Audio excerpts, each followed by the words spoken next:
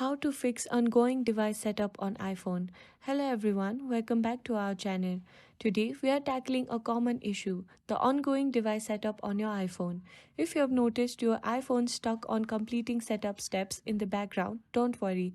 This can be frustrating, but I've got some quick fixes to help you out. First, make sure your iPhone is connected to a Wi-Fi. A stable connection is crucial for completing the setup process. If you are on cellular data, switch to Wi-Fi for better result. Next, try restarting your iPhone. A simple reboot can often resolve many steps issues. Just hold down the power button and slide the power off and then turn it back on. But if the problem persists, consider resetting your network settings. Go to your settings, go to General, and then reset your iPhone. This will erase your Wi-Fi network, so be ready to reconnect.